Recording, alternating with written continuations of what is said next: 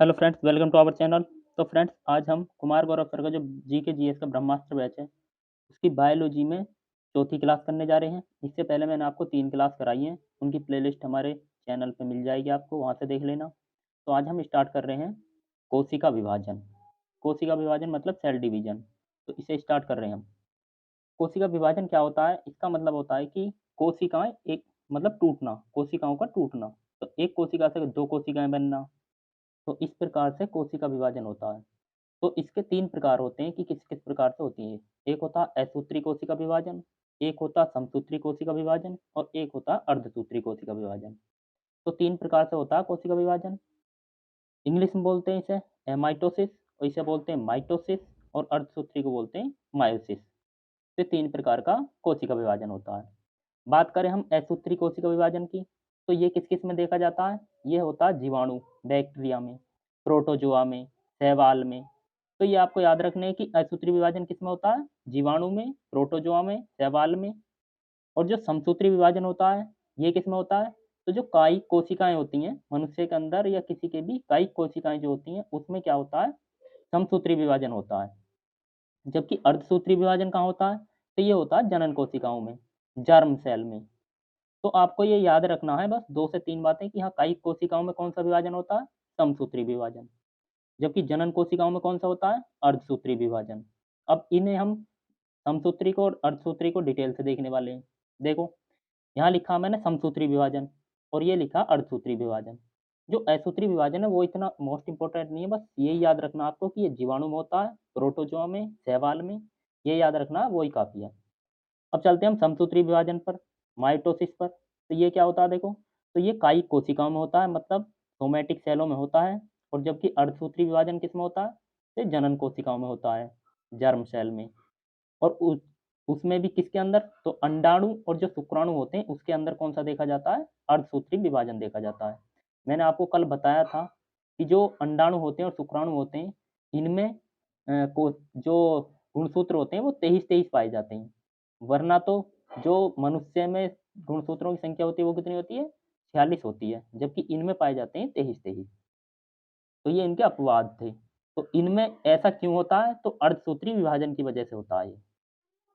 बात करें कि जो समसूत्री विभाजन है इसमें जनक कोशिकाओं से संतति कोशिकाओं मतलब जनक कोशिका मतलब पेरेंट सेल, संतति कोशिका डॉटर सेल में गुणसूत्रों की संख्या समान रहेगी। इसमें जो होता है, जितनी जनक कोशिकाएँ होती हैं, उनसे जो संतति कोशिकाएँ बनने वाली हैं, उनमें गुणसूत्रों की संख्या समान रहने वाली है। क्योंकि समसूत्री विभाजन है, सम मतलब समान और अर्ध मतलब आधी होने वाली है। तो सम वाले में जितनी कोशिकाएँ जनक कोशिकाओं में गुणसूत्रों की संख्या होगी, उतनी ही संतति कोशिकाओं में गुणसूत्रों की संख्या होगी।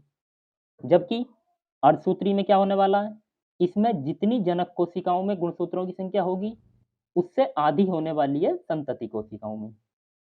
तो गुणसूत्रों की संख्या जनक कोशिकाओं से और संतति कोशिकाओं में क्या होने वाली है? आधी होने वाली है। तो संतति कोशिकाओं में आधी होगी जनक कोशिकाओं की अपेक्षा। नेक्स्ट देखो अब, नेक्स्ट बात करें कि हम ऐसा क्यों होता है? मतलब जो अर्धसूत्री है उसमें आधी क्यों हो जाती है और जबकि समसूत्री में उतनी ही क्यों बनी रहती है? तो देखो, ये मैंने कोई कोशिका ली, जिसे हमने मान लिया जनक कोशिका है। जनक कोशिका मान लिया इसे मैंने, पेरेंट सेल और इसमें गुणसूत्र कितने होंगे? तो 46 गुणसूत्र होने वाले हैं। तो सबसे पहले क्या होता है, जब सेल डिवीज़न होता है, तो एकदम से दुगनी हो जाती है संख्या। जितनी गुणसूत्रों की संख्या होती है उससे दुगनी हो जाएगी, मतलब 92 हो जाएँगे। 46 थे, 92 हो जाते हैं। और जो जनक कोशिका होती है, इसमें क्या होता है, जो पेरेंट सेल होती हैं, वो 2 बनती हैं। वो जो आपकी संतति कोशिकाएँ होती हैं, वो जनक कोशिकाओं से 2 संतति कोशिकाएँ बनती हैं। जिसमें 92 से 46 इसमें पहुँच जाते हैं और 46 इसमें पहुँच जाते हैं। तो आपको याद रखना ये हो जाता है समसूत्री विभाजन के लिए। तो समसूत्री विभाजन में सबसे पहले क्या होगी, जो जनक कोशिका है उसमें गुणसूत्रों की संख्या डबल हो जाएगी और उसके बाद ये 2 बनने वाली हैं, जिसमें 46-46 दोनों में होने वाली हैं। तो जनक कोशिका से संतति कोशिकाओं में जो गुणसूत्र हैं सेम आएँगे। देखो यहाँ पर 46 थे, यहाँ पर भी 46 हैं। तो 46-46 आते हैं। जबकि जो अर्धसूत्री विभाजन होता है उसमें क्या होता है, सबसे पहले मैंने एक कोशिका ली, इसे मान लिया कि जनक कोशिका है ये जनक कोशिका में क्या होता है, उसके बाद इसे डबल करते हैं हम, 92 हो जाएँगे। 92 के बाद जो जनक कोशिका है ये 4 कोशिकाओं में टूटती है। जनक कोशिका 4 कोशिकाओं में टूटती है। इसका मतलब है कि प्रत्येक में कितने होने वाले हैं? 23-23, तो 23 इसमें, 23 इसमें, 23 इसमें और 23 इसमें। तो प्रत्येक में जो गुणसूत्र होने वाले हैं वो 23-23 होने वाले हैं। तो देखो यहाँ पर कितने थे? 46 थे। यहाँ पर कितने हैं? 23 हैं। तो जो गुणसूत्रों की संख्या है वो पहले से कितनी होगी? आधी हो गई। तो इसलिए इसे कहा जाता है अर्धसूत्री विभाजन। जबकि इसमें कितनी थी? समान थी। 46 यहाँ पर थी और 46 ही यहाँ पर है। तो यहाँ पर समान थी और यहाँ पर आधी हो गई। तो इसमें क्या होता है, एक जनक कोशिका से 4 संतति कोशिकाएँ बनती हैं। एक जनक कोशिका से 4 संतति कोशिकाएँ। जबकि इसमें क्या होता है, एक जनक कोशिका से 2 संतति कोशिकाएँ बनती हैं। तो ये आपको याद रखना है कि एक जनक कोशिका मतलब पेरेंट सेल से 2 डॉटर सेल बनती हैं और इसमें एक पेरेंट सेल से 4 डॉटर सेल बनती हैं। इसलिए इसमें 23-23 गुणसूत्र मिलते हैं देखने को। तो ये हो जाता है हमारा समसूत्री विभाजन और अर्धसूत्री विभाजन। अब नेक्स्ट चलते हैं, नेक्स्ट टॉपिक है हमारा पोषण, पोषण तत्व, न्यूट्रिएंट्स। पोषण तत्व मतलब जिससे हमारे शरीर को एनर्जी मिलती है, वो वाले तत्व। पहले तो बात करें हम कि स्वपोषी क्या होते हैं, तो मैंने आपको ये बता दिए थे पिछली वाली क्लास में कि स्वपोषी क्या होते हैं, जो अपना भोजन स्वयं बनाते हैं प्रकाश संश्लेषण की क्रिया के द्वारा। तो उन्हें क्या बोलते हैं? स्वपोषी कहते हैं, जैसे पेड़ पौधे हो जाते हैं। तो ये होते हैं स्वपोषी। एक होते हैं विषमपोषी या जिसे बोलते हैं परपोषी। तो विषमपोषी वो होते हैं जो अपना भोजन स्वयं नहीं बना सकते। तो जैसे हम बात करें शाकाहारी हो जाते हैं इनमें। शाकाहारियों में खरगोश, गाय, तो ये क्या होते हैं? शाकाहारी होते हैं, जो साग-सब्ज़ी खाने वाले होते हैं, घास। एक होते हैं मांसाहारी, तो ये केवल मांस खाते हैं, तो जैसे शेर हो जाता है, लोमड़ी हो जाती है, तो ये क्या होते हैं? मांस खाने वाले होते हैं। उसके बाद आते हैं सर्वाहारी, जो सब कुछ खाते हैं, जैसे मानव, बिल्ली, चूहा, तो ये हो जाते हैं सर्वाहारी। एक होते हैं अपमार्जक। अपमार्जकों को प्रकृति का सफाई कर्मी भी कहते हैं। इसे जो अपमार्जक है, इसे हम सफाई कर्मी भी कहते हैं क्योंकि ये जो मरे हुए होते हैं जीव-जंतु, उन्हें खाते हैं और सफाई कर देते हैं। तो गिद्ध हो जाता है, चील हो जाती है, तो अपमार्जकों में क्या हो जाते हैं? गिद्ध और चील, तो इसे सफाई कर्मी भी कहा जाता है। परजीवी, पैरासाइट क्या होते हैं? जैसे जोंक हुई, जूँ हुई, जो एकदम दूसरे पे डिपेंड हों, जो एकदम दूसरे पे डिपेंड होते हैं, जैसे जोंक, ये दूसरे पे डिपेंड होती है, जूँ, जूँ भी किस पे होती है? दूसरे पे डिपेंड होती हैं। नेक्स्ट बात करें सहजीवी जो सहजीवी, तो सहजीवी क्या होते हैं? तो सहजीवी आपको याद रखना लाइकेन, तो ये आपको याद रखना लाइकेन, तो ये हो जाते हैं विषमपोषी। नेक्स्ट बात करें, ये नोट दिया है कि अपमार्जक को प्रकृति का सफाई कर्मी कहते हैं, तो मैंने आपको बता दिया अभी। नेक्स्ट देखो अब, नेक्स्ट आता है देखो, भोजन को 3 भागों में विभाजित किया जाता है।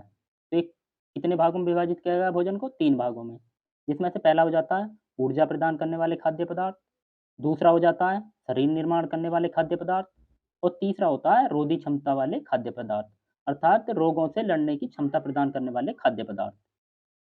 तो जो ऊर्जा प्रदान करने वाले पदार्थ होते हैं, ये होते हैं कार्बोहाइड्रेट, वसा, और कार्बोहाइड्रेट को क्या बोलते हैं? शर्करा बोलते हैं। और जो शर्करा होती हैं, इनके लास्ट में आपने क्या देखा होगा? ओज। तो जिसके लास्ट में ओज होता है, उसे क्या बोलते हैं? शर्करा। नेक्स्ट आते हैं शरीर निर्माण करने वाले खाद्य पदार्थ, जिसे बोलते हैं प्रोटीन। तो प्रोटीन से क्या मिलता है हमें? शरीर निर्माण होता है प्रोटीन से। रोधी क्षमता वाले पदार्थ, तो ये होते हैं विटामिन, खनिज, तो इनसे रोगों से लड़ने की क्षमता प्राप्त होती है हमें, विटामिन से, खनिज से, जिसे मिनरल्स बोलते हैं। अब एक-एक करके इनके बारे में देख लेते हैं हम। कार्बोहाइड्रेट के बारे में देखते हैं सबसे पहले। तो देखो कार्बोहाइड्रेट, जिसे अभी मैंने बताया था क्या बोलते हैं? शर्करा भी बोलते हैं। और इसके लास्ट में आपको क्या मिलेगा? ओज लगा हुआ मिलेगा, जैसे सुक्रोज, ग्लूकोज, फ्रक्टोज, तो सब ये क्या होते हैं? कार्बोहाइड्रेट होते हैं। और जो कार्बोहाइड्रेट होते हैं, ये तुरंत ऊर्जा देने वाले स्रोत होते हैं। इनसे क्या होते है? तुरंत एनर्जी मिलती है। जैसे आपने बचपन में कभी पिया हो ग्लूकोन-डी, तो इससे क्या होती है? तुरंत एनर्जी मिलती थी। और जो बीच-बीच में जो क्रिकेटर होते हैं, जो प्लेयर होते हैं, वो बीच-बीच में क्या लेते हैं? एनर्जी ड्रिंक लेते हैं। तो उस एनर्जी ड्रिंक में भी क्या होता है? कार्बोहाइड्रेट होता है। नेक्स्ट देखो अब, नेक्स्ट बात करें कि जो शरीर की 50 से 75% ऊर्जा हमें कहाँ से पूर्ति होती है? कार्बोहाइड्रेट से पूर्ति होती है। तो शरीर की 50 से 75% तक ऊर्जा प्राप्ति कहाँ से होती है हमें? कार्बोहाइड्रेट से प्राप्त होती है। इसके एग्जाम्पल क्या-क्या हो जाते हैं कार्बोहाइड्रेट के? गेहूँ, चावल, ज्वार, बाजरा, शक्कर, तो सब ये कार्बोहाइड्रेट के एग्जाम्पल हो जाते हैं। ये बहुत इंपॉर्टेंट पूछा गया नोट है कि 1 ग्राम कार्बोहाइड्रेट से 4.2 किलो कैलोरी ऊर्जा प्राप्त होती है। तो ये पूछा गया क्वेश्चन है कि 1 ग्राम कार्बोहाइड्रेट से कितनी ऊर्जा प्राप्त होती है? तो कितनी होती है? 4.2 किलो कैलोरी या इसे ही बोल देते हैं 4200 कैलोरी। कार्बोहाइड्रेट में क्या होते हैं देखो, कार्बन, हाइड्रोजन और ऑक्सीजन। तो ये तीनों पदार्थ मिलते हैं, मतलब तीनों तत्व देखने को मिलते हैं कार्बोहाइड्रेट में, कार्बन, हाइड्रोजन और ऑक्सीजन। अब नेक्स्ट बात करें हम कि कार्बोहाइड्रेट के प्रकार। तो कार्बो ये बहुत इंपॉर्टेंट है, आपको याद रखना है कि कार्बोहाइड्रेट के प्रकार, एक होता है मोनोसैकेराइड, एक होता है डाइसैकेराइड और एक होते हैं पॉलीसैकेराइड। मोनो, तो मोनो का मतलब होता है एक शर्करा, मोनो मतलब एक और डाई मतलब दो और पॉली मतलब होता है बहुत सारे। तो मोनोसैकेराइड का मतलब होता है जिसमें शर्करा एक पाई जाती है, जैसे ग्लूकोज, ग्लूकोज, फ्रक्टोज। जैसे बात करें ग्लूकोज, फ्रक्टोज, गैलेक्टोज, तो ये किसके एग्जाम्पल हो जाते हैं? मोनोसैकेराइड के। जबकि डाइसैकेराइड के क्या एग्जाम्पल होते हैं? सुक्रोज, माल्टोज, लैक्टोज, तो ये हो जाते हैं डाइसैकेराइड के। पॉलीसैकेराइड में क्या-क्या आते हैं? स्टार्च आता है, ग्लाइकोजन आता है, सेलुलोज आता है और काइटिन आता है। तो ये हो जाते हैं पॉलीसैकेराइड के एग्जाम्पल। अब जो ये होता है ग्लूकोज, इसे किस नाम से जाना जाता है? तो इसे ब्लड शुगर के नाम से भी जाना जाता है। फ्रक्टोज को फ्रूट शुगर के नाम से जाना जाता है। फ्रक्टोज क्योंकि आपको इंग्लिश में फ्रूट बोलते हैं, इसलिए फ्रक्टोज को फ्रूट शुगर के नाम से जानते हैं। गैलेक्टोज, मैंने आपको बताया था जहाँ-जहाँ लैक्ट आ जाए तो उसे किससे रिलेट करना होगा? मतलब जो गैलेक्टोज है इसे आपको ट्रिक से याद रखना है कि गैलेक्टोज वाला क्या होता है? दिमाग नहीं, मतलब गैला मतलब होता है दिमाग नहीं, और दिमाग से रिलेट करना आपको ब्रेन शुगर से। तो गैलेक्टोज को ब्रेन शुगर से याद रखना। नेक्स्ट बात करें सुक्रोज की, तो सुक्रोज को बोलते हैं टेबल शुगर। सुक्रोज को बोलते हैं टेबल शुगर या इसे ही बोलते हैं कैन शुगर। कैन शुगर क्यों बोलते हैं? क्योंकि कैन माने होता है गन्ना और गन्ने से ही क्या बनती है? सुक्रोज बनती है। तो सुक्रोज को बोलते हैं टेबल शुगर या कैन शुगर। डाइसैकेराइड में क्या-क्या आते हैं? सुक्रोज, माल्टोज और लैक्टोज, और जहाँ-जहाँ लैक्ट आता है वहाँ-वहाँ बताया था मैंने आपको मिल्क। तो जहाँ-जहाँ लैक्ट वहाँ-वहाँ मिल्क, इसलिए लैक्टोज को बोलते हैं मिल्क शुगर। तो 3 से 4 ये क्वेश्चन थे कि ब्रेन शुगर किसे कहते हैं, फ्रूट शुगर किसे कहते हैं, ब्लड शुगर किसे कहते हैं, टेबल शुगर किसे कहते हैं और मिल्क शुगर किसे कहते हैं। तो ये आपको याद रखनी है। नेक्स्ट बात करें स्टार्च की, तो जो स्टार्च होता है वो पौधों में खाद्य संचय के रूप में उपस्थित होता है। मैंने आपको पीछे क्वेश्चन बताया था ये कि पौधों में खाद्य संचय जो होता है वो स्टार्च के रूप में होता है। किस रूप में होता है? स्टार्च के रूप में। जबकि जंतुओं में खाद्य संचय किस रूप में होता है? तो ग्लाइकोजन के रूप में होता है। और जो पादपों की कोशिका भित्ति होती है वो किसकी बनी होती है? सेलुलोज की। जबकि कवक की कोशिका भित्ति किसकी बनी होती है? काइटिन की बनी होती है। तो ये इनके बारे में डिटेल हो जाती है कि काइटिन, जो कवक की कोशिका भित्ति होती है वो काइटिन की बनी होती है। और सबसे इम्पोर्टेंट बात ये होती है कि जो ये होते हैं पॉलीसैकेराइड, ये मीठे नहीं होते। पॉलीसैकेराइड जितने भी हैं ये सब के सब मीठे नहीं होते। नेक्स्ट देखो अब, नेक्स्ट आता है कि प्राकृतिक रूप से सबसे मीठी शर्करा, तो ये होती है फ्रक्टोज। तो सबसे मीठी शर्करा फ्रक्टोज होती है जो कि शहद में पाई जाती है। सुक्रोज को टेबल शुगर कहते हैं, मैंने ऊपर बता दिया आपको, या कैन शुगर भी कहते हैं। क्योंकि घर में जो चीनी होती है उसे ही क्या बोलते हैं? सुक्रोज बोलते हैं। तो घरों में चीनी जो होती है उसे क्या बोलते हैं? सुक्रोज। सभी कार्बोहाइड्रेट मीठे नहीं होते बल्कि कुछ कड़वे भी होते हैं। तो ये आपको याद रखना है, कभी आप ये समझो कि हाँ सभी कार्बोहाइड्रेट मीठे होते हैं, बल्कि कुछ कड़वे भी होते हैं। जैसे ये वाले थे पॉलीसैकेराइड, तो ये मीठे नहीं होते। डायबिटीज वाले सुक्रोज नहीं खाते क्योंकि सुक्रोज ग्लूकोज और फ्रक्टोज से मिलकर बनता है। जो सुक्रोज है उसमें ग्लूकोज पाया जाता है और फ्रक्टोज पाया जाता है। जबकि ग्लूकोज की अधिकता ही मधुमेह का कारण होती है। अगर आप सुक्रोज खाओगे तो उससे क्या मिलने वाला है? ग्लूकोज मिलेगा, और ग्लूकोज की अधिकता ही क्या कहलाती है? मधुमेह कहलाती है। तो इसलिए डायबिटीज वालों को सुक्रोज नहीं दिया जाता, बल्कि इसकी जगह क्या दिया जाता है? सैक्रिन दी जाती है। तो डायबिटीज वालों के लिए जो सुक्रोज है वो हानिकारक है। इनकी इस इसके स्थान पर क्या दिया जाता है, सैकरीन दी जाती है, जिसे बोलते हैं शुगर फ्री। नेक्स्ट बात करें, ग्लूकोज हमारे रक्त में ही पाया जाता है तथा रक्त में ग्लूकोज की अधिकता मधुमेह कहलाती है। तो मैंने अभी ऊपर बताया था आपको कि हमारे शरीर में ग्लूकोज रक्त में पाया जाता है, और अगर हमने सुक्रोज खाया तो सुक्रोज में क्या क्या ग्लूकोज और फ्रक्टोज है, तो और ज़्यादा बढ़ जाएगा, क्योंकि ग्लूकोज की मात्रा अधिक होने से मधुमेह रोग होता है। नेक्स्ट देखो, नेक्स्ट आता है डाइसैकेराइड। जो डाइसैकेराइड है इनके बारे में देख लेते हैं हम कि किसमें क्या क्या पाए जाते हैं।